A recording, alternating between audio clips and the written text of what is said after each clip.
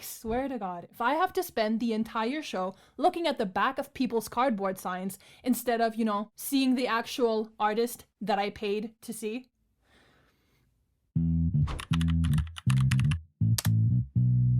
Hi and welcome back to my channel. My name is Bella, and today I felt like sharing my top 10 concert pet peeves. As a fangirl who's been to many a concert and survived many Ticketmaster wars, I have developed quite a list of things that annoy me about going to concerts. And based on your responses on my Instagram story, I know I'm not alone. And hey, if you happen to do any of the things that I mentioned in this video, maybe take it as your sign to not. Anyways, if you like deep dives on music, branding, pop culture, fangirliness, then you've found the right corner of the internet. So subscribe and also share your pet peeves below. And if I missed any, also let me know and I might just do a part 2. So yeah, let's get into it. My first pet peeve is when people don't know the lyrics. And I'm not talking festivals or whatever, I'm talking the concert on the tour of the singular artist. And I'm not talking about the people who are in the back of the pit or the people who are in the nosebleeds in the seats, because they're usually there for the vibes and they saw some tickets and they just kind of happened to go. No, I'm talking about the people who are barricade or like very close to barricade. The people who waited in line to get so close. Like what? You didn't have the time in the 10 hours you were queuing to make sure that you know the lyrics? Like, come on. And like, granted, this doesn't happen too often, but when it does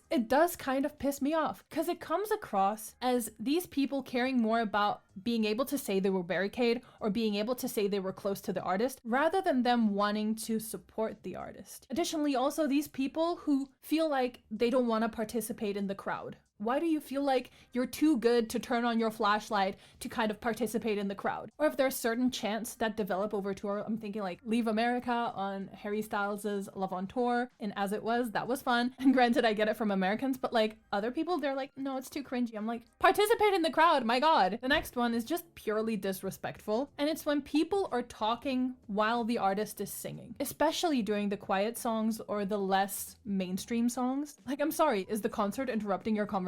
And I'm not talking about people just like whispering something to their friend to explain something or to comment on something. I'm talking like full-blown conversations. Why are you here? Like, quite frankly, with the ticket prices these days, you are wasting your time and not getting your money's worth if you're spending time talking instead of watching the show. You are legitimately wasting your money and time. And also, you annoy everyone around you because we're actually trying to enjoy the show, you know?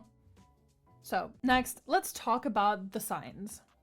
Here's the thing, I get it. Having your sign read by your favorite artist is super cool. And quite frankly, if you're on barricade, you can like totally go ahead and put your sign over the barricade all show for all I care. And also, if you're like in the seats, there's ways for you to display your sign without it being in the way for other people. But if you're in the pit, maybe don't hold up your sign all show long, because everyone behind you will hate you and does hate you, because we came to see the artist and not the back of your DIY cardboard sign. Thankfully, a lot of artists have started doing the sections of the show where they're like, if you have a sign, now's your time. And I think that's really great. Usually before the shows, they have the service announcement where they tell you what you can and cannot do. I think maybe they should try adding, there's gonna be a section of the show where signs will be read. At all other times, please keep the signs down or they will be confiscated. I think maybe that would improve things, but oh my God, these signs, I swear. And for like the 5 minutes of the show where the artist actually asks people for the signs, go for it, babe. Like, put it high up, like, go for it. But after that, maybe put the sign down. I can't believe I have to talk about this pet peeve because it really should be self-explanatory.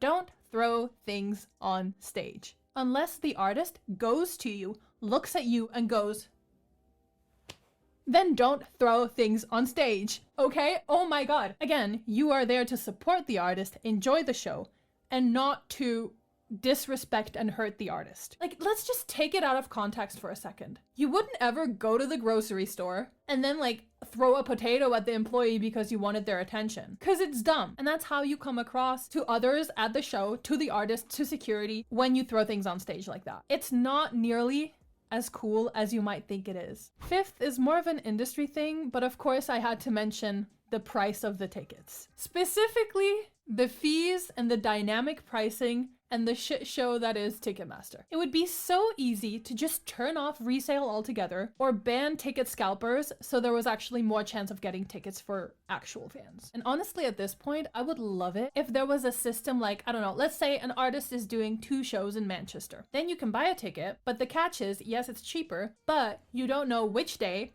or which seat, or if you're in the pit, until you buy it. I think I'd rather do that than go through another Ticketmaster war that we have no chance of winning because everything's rigged in favor of the resellers and the scalpers. Next, if you've been on my channel for a little bit, you'll know how I feel about music merch. I will link a video up here that you can watch later about how I think music merch has gotten so fucking lazy. But also, on top of that, the lines for merch are always so long. Thankfully, a lot of the bigger artists have started setting up the merch booths a day before, which is very nice because then it kind of spreads out the people who want to buy merch. But also, I think just showcasing the merch in higher quality, whether that's on the website or like a 3D thing where you can like see the back and the front of the t-shirts and figure out your sizing and the sizing chart in advance, could cut down a lot of the like decision making time because you already know when you get to the front of the line what you want. So it's going to expedite the entire process of you buying the stuff. And again, if you want the full breakdown of the disappointing state of music merch, then the video in the description is for you. Next up, let's talk about the pit squish. What is it with concerts these days where multiple people in the pit are passing out every single show? Granted, this is more of a venue and design problem and not a just stop fainting problem, because obviously no one decides to faint. And I think it's a combination of multiple things like banning water bottles and not having proper air circulation. The worst thing is when you're in the pit and you're in the middle of the pit and you can't leave because you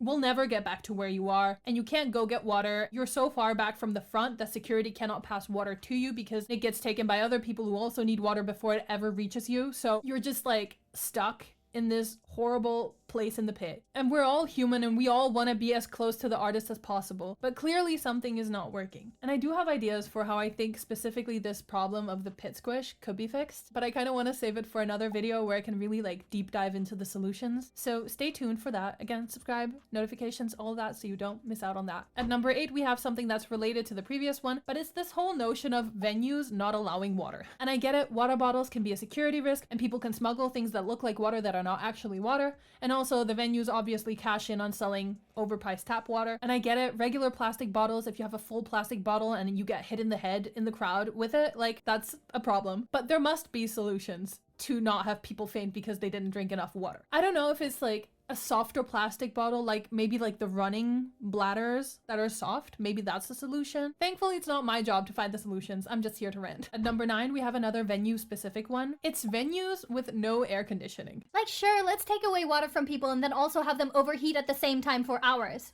I'm sure they're not gonna pass out. Like, I'm sure the profits you've made on selling water would recoup the cost of an HVAC system in like a year. Like, there's no reason in 2025 why venues don't have air conditioning. If it's outside, I guess I'll give you a pass. But like inside venues, air conditioning, please. Am I saving the most controversial concert pet peeve for last? Yeah. And it's this whole fan entitlement thing, especially in like the queue and the pit. And I get that there needs to be a queue system in place for shows. Totally. But the queue within a queue system pisses me off.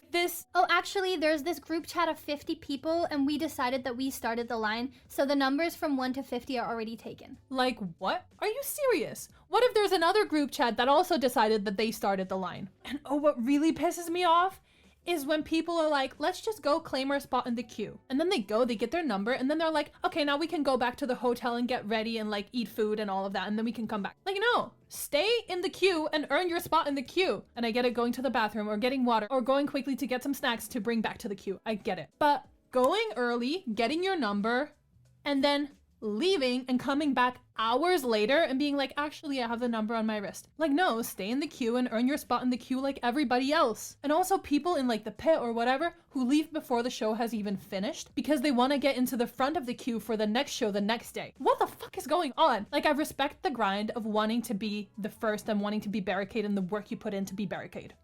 I get it. I respect it. And it's not necessarily the queue or the systems themselves. I think it's more this like undercurrent of fan entitlement that kind of rubs me the wrong way. And if you want more of my thoughts on fan entitlement and the concept of a fake fan, I have a video up here that I'll also link down below on that. And that concludes my list of my top 10 concert pet peeves. If you found yourself agreeing with me, let me know. And if you found that I missed some pet peeves, let me know down in the comments. And again, if you want to hear my opinions on how I would fix the pit and the pit squish, stay tuned for a future video. Bye!